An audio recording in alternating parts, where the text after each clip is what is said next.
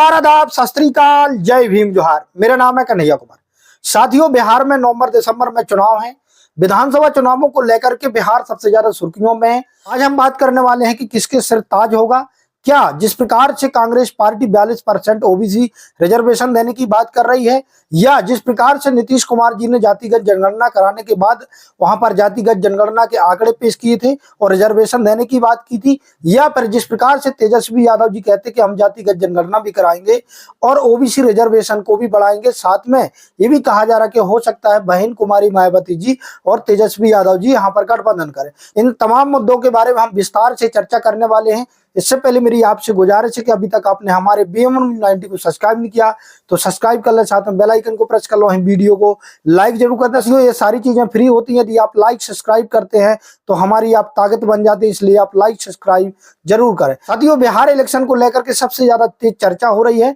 जिस प्रकार से कहा जा रहा है कि अब यहाँ पर बहुत कुछ होने वाला, जिस प्रकार से आपने देखा कि कन्हैया कुमार जो कांग्रेस पार्टी की तरफ से हैं वो कमान संभाले हुए, वहीं तेजस्वी यादव जी भी कमान संभाले हुए हैं। वहीं कहा जा रहा है कि जो अब नीतीश कुमार जी हैं वो बीजेपी पार्टी है, इनके बीच में कहीं ना कहीं अभी तक क्लियर नहीं हो पा रहा है, डगमगा रहा है कि अब किसके सर ताज होगा। यदि यहाँ पर एनडीए की गठबंधन की सरकार बनती है तो किसके सर ताज होगा। लेकिन साथियों, जिस प्रकार से यहाँ पर देखा जा रहा है कि सबसे ज्यादा जो कांग्रेस पार्टी जोरों तोरों से, जिस प्रकार से आपने देखा कि तेलंगाना में 42% रिजर्वेशन देने की बात की वहां पर ओबीसी समाज के लिए, और जिस प्रकार से कांग्रेस कह रही है कि हम भी यदि बिहार में हमारी सरकार बनती है तो यहाँ पर भी हो सकता है इसी प्रकार से रिजर्वेशन देने की बात करे कांग्रेस पार्टी। साथियों, जिस प्रकार से कन्हैया कुमार एक युवा नेता है और लगातार प्रकार से उनके अंदर एक प्रचार प्रसार करने की एक क्षमता है, और जिस प्रकार से वो रैलियों को संबोधित करते हैं, लोग भीड़ उमड़ करके आती है कन्हैया कुमार जी की रैलियों में। साथियों, वहीं जिस प्रकार से कहा जा सकता है कि जिस प्रकार से कांग्रेस पार्टी ने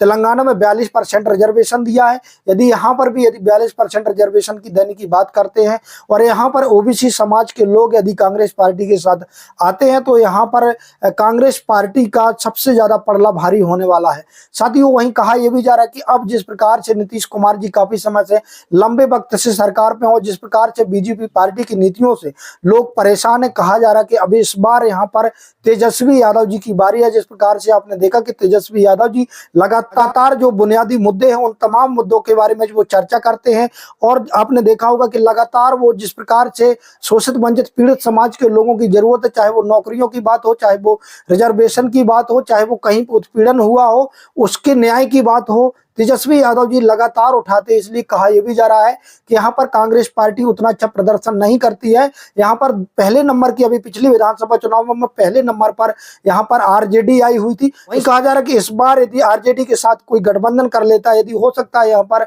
बहन कुमारी मायावती जी या प्रशांत किशोर जैसे लोग यदि आरजेडी के साथ यदि गठबंधन कर लेते हैं तो यहाँ पर हो सकता है तेजस्वी यादव जी की सरकार बन जाए। साथियों, वहीं कहा भी यह भी जा रहा है कि जिस प्रकार से यहाँ पर नीतीश कुमार जी और एनडीए दोनों मजबूत है, वहीं इस प्रकार से देखा जा रहा है कि इनके साथ चिराग पासवान और अन्य ऐसे छोटे दल हैं जो एससी और एसटी ओबीसी समाज के लोगों के दल हैं। हो सकता है, कहा यह जा रहा है कि यहाँ पर जो एनडीए है वो अच्छा प्रदर्शन कर सके, क्योंकि नीतीश कुमार जी को सुशासन बाबू कहा जाता है। वहीं बीजेपी को जिस प्रकार से कहा जा रहा है कि बीजेपी जो पार्टी है वो कहीं ना कहीं डिलीवर जो करती है, जो वादे करती है वो करने में कहीं ना कहीं प्रयास करती है, और जिस प्रकार से नीतीश कुमार जी ने लगातार जंगल राज का जो टैग लगा दिया है लालू यादव जी के ऊपर, वो कहीं ना कहीं अभी भी काम कर रहा है। तो कहा ऐसा भी जा रहा है कि हो सकता है यहाँ पर एनडीए के जो घटक दल है, यदि उससे फूट नहीं होती है, उनमें फूट नहीं होती है और वो किसी और गठबंधन के साथ नहीं जाते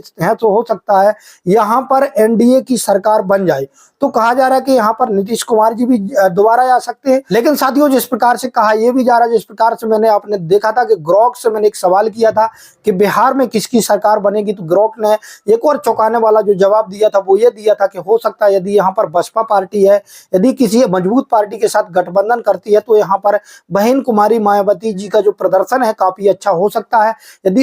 है। यदि बहन कुमारी मायावती जी यहाँ पर तेजस्वी यादव जी के साथ या प्रशांत किशोर जी के साथ यहाँ पर यदि गठबंधन कर लेती है तो यहाँ पर बहुत बड़ा कुछ बहन कुमारी मायावती जी भी कर सकती हैं। साथियों, कहा यह जा रहा है कि अभी बिहार में जिस प्रकार से जो बिगड़ते हालात हैं, या कहा जा रहा है कि जिस प्रकार से यहाँ पर सभी जितने भी पार्टी के लोग हैं सभी ऐसे नाव पर बैठे हुए जो डगमगाते हुए लोग हैं, यहाँ पर किसी की जो सरकार है वो क्लियर बनती नजर नहीं आ रही है। साथियों, जिस प्रकार से कहा जा रहा है कि कांग्रेस जो पार्टी है अब वो हो सकता है आरजेडी के साथ गठबंधन करके चुनाव न लड़े, तो यहाँ पर जो सबसे ज्यादा संभावनाएं जो बनती हैं, यदि यहाँ पर एनडीए चुनाव, यदि नीतीश कुमार जी और बीजेपी पार्टी मिलकर के यहाँ पर चुनाव लड़ती है तो हो सकता है यहाँ पर बहुत कुछ बड़ा हो सकता है। लेकिन साथियों, कहीं ना कहीं कहा जा रहा है कि जिस प्रकार से नीतीश कुमार जी के शासन काल से काफी समय लंबे वक्त से वो शासन में है, जिस प्रकार से उन लोगों से नाराज हैं, यहाँ पर कहा जा रहा है कि तेजस्वी यादव जी पर लोग भी भरोसा कर सकते हैं। और यहाँ पर जो सबसे बड़ा मैटर करने वाला है